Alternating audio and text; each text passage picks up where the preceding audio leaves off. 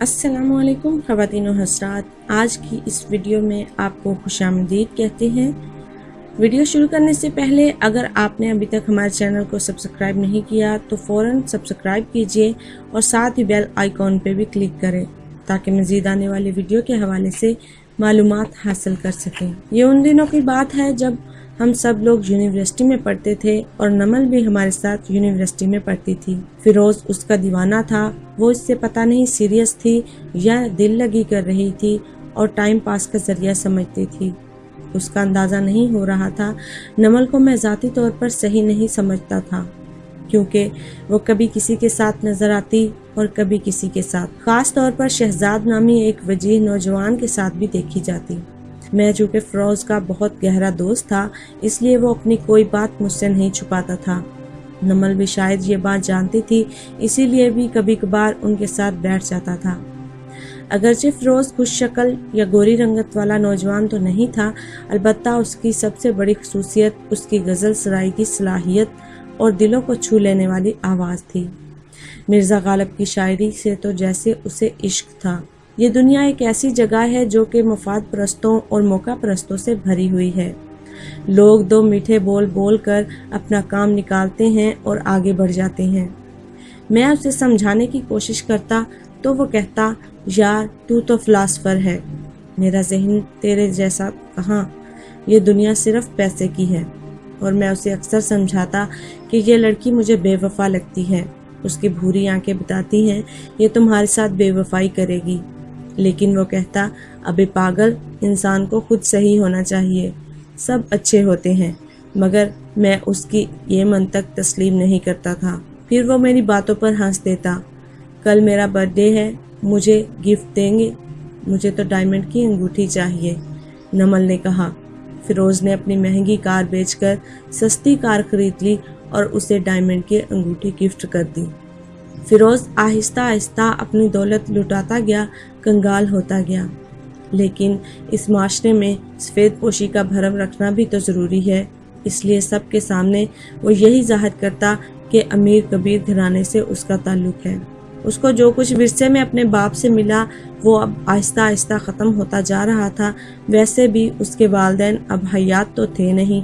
वो अपने भाइयों के साथ रहता था जो कि उसकी तालीम के अखराजात उठाते थे। और फिर एक दिन ऐसा हुआ, वो आई और फिरोज की ज़िंदगी में तूफ़ान बर्पा कर गई। मेरी एंगेजमेंट है शार के साथ और 1 महीने बाद हम शादी कर रहे हैं और ऑस्ट्रेलिया जा रहे हैं। उसका बिजनेस वहीं है। मुझे उसने मेरे घर वालों से मांग लिया, नमल ने 2 टोक स्टाइल में कहा। फिरोज पर जैसे बिजली सी गिर गई। लेकिन तुमने तो मेरे साथ जीने और मरने की कस्में खाई हैं, वादा किया है। लेकिन मैं अपने घर वालों की मर्जी के खिलाफ कुछ भी नहीं कर सकती, नमल ने कहा और उठकर चली गई। उसे एक खुशशक्ल हैंडसम आदमी जो मिल गया था, फिर वो इस काले शीदे को अपनी ज़िंदगी का हिस्सा क्यों बनाती? यही तो ज़िंदगी है और यूनिवर्सिटी लाइफ है, लेकिन मिलते ही रहते हैं। फिरोज़ एक अच्छा दोस्त ज़रूर है पर जीवन साथी नहीं हो सकता। मेरा हमसफ़र भी मेरी तरह हसीन और जमील होना चाहिए। नमल की फिरोज़ को अपना जीवन साथी ना बनाने की वजह मुझ तक भी किसी न किसी तरह पहुंच गई। यूनिवर्सिटी में सब एक दूसरे से राब्ते में होते हैं और कोई भी बात छुप नहीं सकती। फिरोज़ जैसे अपना ज़हनी तवाज़ुन खो बैठा, उसकी शायरी और गज़लें सब खामोश हो गईं। वो हर वक्त गुमसुम बैठा रहता। हम सब उसे समझाते लेकिन उसको किसी पल चैन ना आता। फिर हमारे फाइनल टर्म भी हो गए और फिरोज़ ने भी किसी तरह इकनॉमिक्स की डिग्री में मास्टर कर ही लिया। उसके घर वाले चाहते थे कि अब वो जॉब करे, इस महंगाई के दौर में इनका रोज़ बाजू बने। उसे उसके भाइयों की कोशिश से एक जॉब तो मिल गई, लेकिन जॉब में भी उसका दिल ना लगा। यहाँ तक कि उसे अपने दिए गए असाइनमेंट में गलतियाँ होने की वजह से जॉब से टर्मिनेट कर दिया गया। फिरोज़ ने अपना सफाई पेश करने की बहुत कोशिश की, लेकिन सब बेसूद ही रहा और उसे कंपनी से निकाल दिया गया। इसके बाद वो अपने घर आ गया। घर वालों ने उसके साथ भी वैसा ही रवैया इख्तियार किया जैसा कि नमल ने उसके साथ बेवफाई की। घर वाले समझते थे कि वो उन पर बोझ बन गया है। फिर उसने घर वालों की जली कटी बातें सुनने के बाद एक रात बैग में कुछ अपना ज़रूरी सामान रखा, घर को अलविदा कहकर बाहर निकल गया। میں نے اس کے فون پر اس سے رابطہ کرنے کی بہت کوشش کی۔ جب اس کے گھر گیا تو معلوم ہوا وہ گھر چھوڑ کر کہیں چلا گیا ہے۔ گھر والوں نے اسے تلاش کرنے کی بہت کوشش کی لیکن وہ کہیں نہیں ملا۔ وہ بستی بستی کریا کریا گھومتا رہا، کبھی اس شہر کبھی اس شہر، کبھی یہاں کبھی وہاں، شاید اس امید پر کہ اسے کہیں سے خلوص و محبت اور سچا پیار مل جائے، لیکن اسے ہر ایک بے وفا ہی نظر آیا۔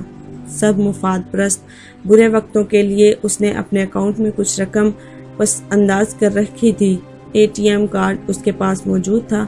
وہ اپنا پیٹ بھرنے کا سامان اس کے ذریعے تو کر ہی لیتا تھا۔ کسی نے اسے فقیر سمجھا تو کسی نے کچھ اور۔ وہ مزدوروں کے ساتھ کام کراتا تو کبھی سبزی منڈی میں مزدوری کرتا۔ وہ سرد آہیں بھرتا، اپنے غم گشتہ محبت کو یاد کرتا کرتا مجنوں ٹائپ ہو گیا۔ وہ سیلانی کے نام سے مشہور ہو گیا۔ اس کی آواز اور مرزا غالب کی غزلیں اس کی پہچان بن گئی۔ یہ سندھ کا ہائی وے پر واقع ایک ہوٹل تھا جہاں پر میری بس خراب ہو گئی۔ میں بس سے اتر کر اس ہوٹل کی جانب چل پڑا۔ کنڈکٹر چیخ چیخ کر کہہ رہا تھا، بابا سائیں لوگوں، بس میں کوئی بڑی خرابی ہو گئی ہے، ابھی ایک بس پیچھے آ رہی ہے، اس میں فیملی والے افراد کو سوار کرا دوں گا، باقی جو افراد سنگل ہیں انہیں رات یہیں گزارنا ہوگی۔ ہم سب ڈرائیور اور کوچ سروس والوں کو بھلا بھلا کہتے ہوٹل کی جانب بڑھ گئے۔ ہوٹل کا مالک صوفی ٹائپ آدمی لگ رہا تھا، بڑے بڑے بال، داڑھی کھچڑی ٹائپ، سر پر ٹوپی، ہاتھ میں گٹار۔ پھر اس نے گانا شروع کیا۔ بہت سے لوگ چارپائیوں پر اس کے ارد گرد بیٹھے تھے۔ واہ سائیں واہ، کیا آواز پائی ہے اور کیا شاعری ہے۔ لوگ لہک لہک کر داد دے رہے تھے۔ میں بھی ایک چارپائی پر بیٹھ گیا اور غزل سننے لگا۔ یہ آواز تو میں نے ماضی میں کہیں سنی ہے۔ پھر مجھے فیروز اپنا یونیورسٹی والا پرانا دوست یاد آ گیا جو کہ غالب کا شدائی تھا۔ اس کی غزل سرائی یاد آ گئی، یہ تو فیروز کی آواز ہے۔ خیر میں نے پوری غزل سنی اور اس کے بعد اس کے قریب چلا گیا۔ تم فیروز ہو نا؟ اس نے اپنے چہرے کو اوپر اٹھایا۔ ہاں ہاں، لیکن تم کون ہو؟ وہ اچانک بولا۔ میں فیروز نہیں ہوں، یاد چھپاؤ نہیں، میں نے تمہیں پہچان لیا۔ یہ تم نے کیا حلیہ بنا لیا ہے؟ پھر اس نے ٹھنڈی سانس لے کر کہا، یار حسن دوست ہو، تم میرے جگری دوست ہو، اس لیے میں کوئی بھی بات تم سے چھپا نہیں سکتا۔ پھر اس نے ٹھنڈی سانس لے کر کہا، یار حسن، تم جب سے آئے ہو مجھے بہت اچھا لگا۔ تمہیں کتنا ڈھونڈا مگر تم مل کر نہ دیے۔ میرا دل نمن نے توڑ دیا تھا، اس لیے میں پاگل سا ہو گیا۔ کسی کام میں دل نہ لگا، نوکری سے بھی نکال دیا گیا۔ در در دھکے کھاتا رہا، سیلانیوں کی طرح شہر شہر کریا کریا گھومتا رہا۔ میری ماں تو تھی نہیں، بچپن میں ہی مجھے چھوڑ کر چلی گئی۔ باپ بھی کچھ عرصہ پہلے انتقال کر چکا تھا، صرف بھائی تھے۔ انہوں نے مجھے کہا، میاں کچھ کرو گے تو ہمارے ساتھ رہ سکو گے، ان عاشقوں معشوقوں کے چکر سے نکلو اور کچھ کام کاج کرو۔ پھر ویسے بھی ایک اونچی سوسائٹی کے فرد ہیں، لیکن میں ایسا نہ کر سکا، اور جب روز بروز گھر میں تلخیاں بڑھنے لگیں تو ایک رات گھر سے کچھ پیسے لیے جو کہ میں نے برے وقتوں کے لیے جمع کیے تھے، ایک بیگ لیا اور گھر سے نکل پڑا۔ پھر ایک دن میرا اکاؤنٹ بھی خالی ہو گیا، میرا بھوک کے مارے برا حال تھا، میں نے خودکشی کرنے کی ٹھانی۔ وہیں قریب دریا نظر آیا تو سوچا اپنی جان اس پانی کے حوالے کر دوں، دنیا کے دکھوں سے دور چلا جاؤں۔ اس مقصد کے لیے میں نے دریائے سندھ کے پل پر پہنچا اور آؤ دیکھا نہ تاؤ اور سیدھا دریا میں چھلانگ لگا دی۔ لیکن میری قسمت میں تو شاید کچھ اور ہی لکھا تھا۔ جب میری آنکھ کھلی تو میں ایک کمرے میں لیٹا ہوا تھا۔ یہ حفیظ بھائی کا کمرہ تھا۔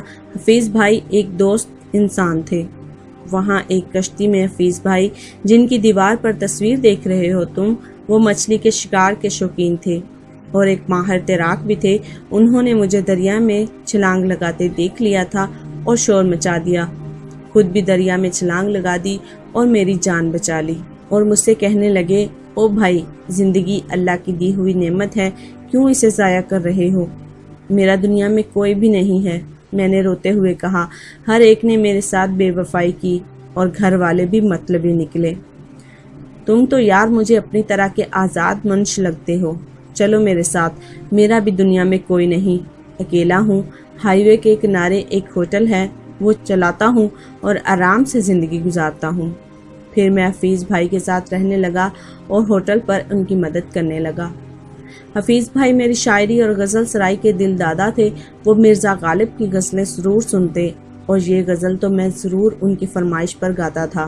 1 سال بعد سردی کے موسم میں ان پر فالج کا حملہ ہوا اور وہ مفلوج ہو کر رہ گئے۔ میں نے ان کی بہت خدمت کی، ان کو اپنے ہاتھوں سے کھانا کھلاتا، ہاتھ منہ دھلاتا اور مرزا غالب کی غزلیں سناتا۔ پھر ایک دن انہوں نے وکیل کو بلوا کر وصیت نامہ تیار کروایا اور اپنا سب کچھ میرے نام کر دیا۔ جو ہوٹل جس میں ہم بیٹھے ہیں انہی کا دیا ہوا ہے۔ ابھی کچھ عرصہ پہلے ہی ان کا انتقال ہوا۔ مجھے ایسا لگا کہ دنیا میں میرا کوئی نہیں رہا۔ میں ایک مرتبہ پھر اکیلا ہو گیا، لیکن پیٹ کا جہنم بھرنے کے لیے تو روزگار کی فکر ضروری ہے نا۔ ہاں کیوں نہیں، میں نے اس کی تائید کرتے ہوئے کہا۔ اس لیے میں نے یہ ہوٹل مکمل طور پر سنبھال لیا، لیکن غزل سرائی میری فطرت سے نہ گئی اور آج بھی روزانہ رات کو غزل سرائی کرتا ہوں اور لوگ بھی شاید اس لیے یہاں آتے ہیں۔ پھر میں نے اس سے پوچھا کہ تم نے شادی نہیں کی؟ ہاں یار، میں نے گاؤں کی ایک سادہ اور اچھے گھرانے کی لڑکی سے شادی کر لی، جس سے میرے 2 بچے بھی ہیں۔ میں اپنی فیملی کے ساتھ اس ماحول میں اپنے آپ کو نہایت پرسکون محسوس کرتا ہوں۔ میں فیروز کی داستان سن کر بہت خوش تھا کہ وہ زندہ ہے اور ایک خوشحال مطمئن زندگی گزار رہا ہے۔ امید ہے خواتین و حضرات آپ کو ویڈیو پسند آئے گی، اور مزید اس طرح کی ویڈیو دیکھنے کے لیے ہمارا چینل 5 ملین ہب سبسکرائب کیجئے اور ساتھ ہی بیل آئیکن پہ بھی کلک کریں تاکہ مزید آنے والی ویڈیو کے حوالے سے بھی معلومات حاصل کر سکیں۔ اس ویڈیو کو اپنے دوستوں کے ساتھ لازمی شیئر کریں اور ویڈیو کے نیچے کامنٹ بھی کریں، کیونکہ آپ کا فیڈ بیک ہمارے لیے بہت ضروری ہے۔ اپنی ایک اور خوبصورت سی ویڈیو کے ساتھ پھر حاضر ہوں گے، تب تک ہمیں دیجیے اجازت۔ اللہ حافظ۔